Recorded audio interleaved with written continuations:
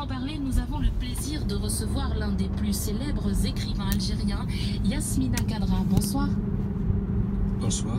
Bonsoir monsieur, vous êtes en direct de Paris. Tout d'abord cette question, est-ce que vous êtes surpris, vous, par ce qui se passe depuis bientôt 2 semaines en Algérie? Non, je ne suis pas surpris. C'est vrai que c'était très difficile d'imaginer, mais d'un seul coup, le peuple a réagi et c'est une très très bonne chose. Donc c'est une mobilisation légitime pour vous? Absolument, il faut pas. Oui, c'est une mobilisation massive. Vous savez, ce ne sont pas des milliers, mais des centaines, peut-être même des millions qui sont en train de marcher et de défiler dans les rues. Alors, il faut préciser que vous-même, vous aviez voulu être candidat à la présidence en 2014, c'est ça?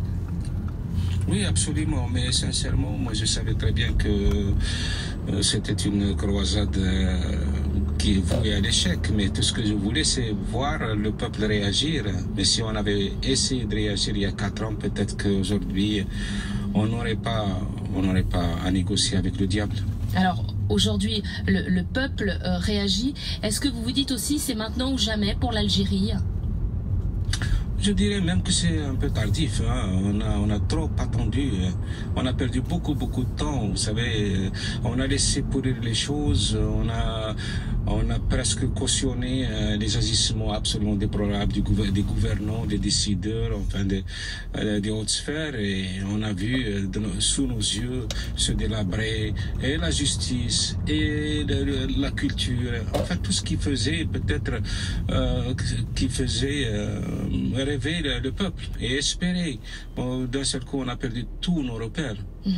Alors, votre vie reflète bien l'histoire violente de l'Algérie. Votre père a, je crois, combattu pour l'indépendance face à la France. Vous-même, vous avez une longue carrière dans l'armée. Vous avez été enrôlé à 9 ans déjà. Vous avez combattu les islamistes. Bouteflika, c'est quand même la stabilité, la paix? Ah non, c'est ce qu'on fait croire au peuple.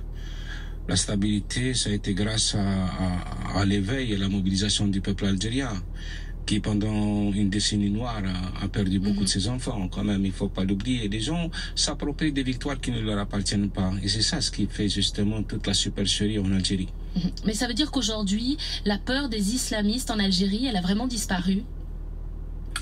Vous savez, les islamistes aujourd'hui ne sont que quelques sectes qui ont décidé de ne plus regarder les choses comme elles sont et de vivre dans une sorte d'entêtement délétère. Donc, ce sont des gens aigris qui refusent le progrès, l'émancipation, l'ouverture sur le monde, mais ils n'ont plus cette capacité d'unison qu'ils avaient dans les années 1990.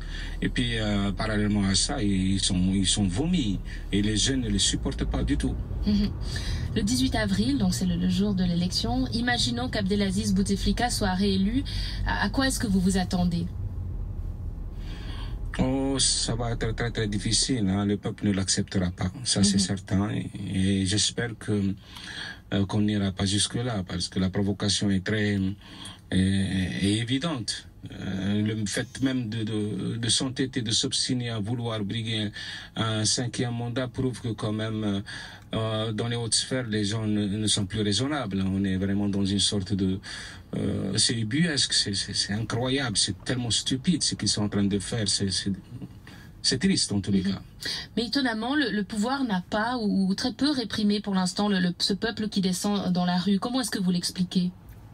Je pense que les forces de l'ordre vivent les mêmes déboires, les mêmes déconvenus du peuple algérien. Donc, quelque part, ils sont même contents de voir enfin la nation algérienne s'éveiller à ses responsabilités. Et puis, pourquoi s'attaquer à des gens qui vous veulent du bien?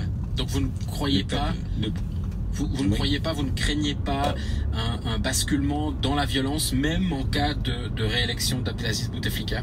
Ah, moi, j'ai peur de tout. Hein. J'ai peur de tout parce que quand même, de l'autre côté, des gens ont bâti des fortunes blasphématoires, ils ont déployé des empires. Ils peuvent pas renoncer à tout ça, à tous ces privilèges, à tout ça. Et puis, ils ont surtout peur de se retrouver un jour devant les tribunaux. Donc, ils vont quand même essayer par tous les moyens de garder ce qu'ils ont acquis d'une manière frauduleuse et aussi d'éviter de tomber dans le piège des règlements de compte. C'est normal que ils vont tout essayer pour intimider le peuple et même, j'espère qu'ils n'iront pas jusqu'à le provoquer brutalement. Vous êtes fier, vous, aujourd'hui, du soulèvement de ce peuple? Fier, non, je ne suis pas fier, je suis tout simplement rassuré. On ne peut pas être fier simplement parce qu'on s'est soulevé. Et moi, je serai fier lorsque ce pays accédera enfin à la place qu'il mérite dans le concert des nations. C'est à partir de ce moment que je serai fier. Parce que les Algériens et beaucoup de peuples se soulèvent finalement pour aller où? Moi, je voudrais que les Algériens aillent là où ils souhaitent aller. Voilà, c'est à partir de ce moment qu'on pourrait dire qu'on a vaincu, qu'on a réussi, qu'on va enfin construire ce pays dont nous rêvons tous. Regardez ce qui s'est passé en Égypte, en Libye et en Syrie. Bon, l'insurrection n'avait pas de suite dans les idées. Mais je crois que les Algériens, quand même, ils sont déterminés. Ils savent ce qu'ils veulent déjà, c'est très important. Ils savent ce qu'ils veulent. Pas de 5e mandat. Et en attendant de trouver la personne capable d'incarner les aspirations de ce peuple. Parce qu'il faut vraiment le trouver. Très bien. Et il y en a beaucoup. Très bien. Merci beaucoup Yasmina Kadra d'être venue dans notre émission ce soir. Je rappelle quand même le titre de votre dernier livre, Khalil, paru chez... Non, c'est pas nécessaire. Je pense que c'est pas nécessaire quand on parle de je le rappelle quand même si ça peut donner envie à des gens de vous lire, Khalil, donc paru chez Julliard.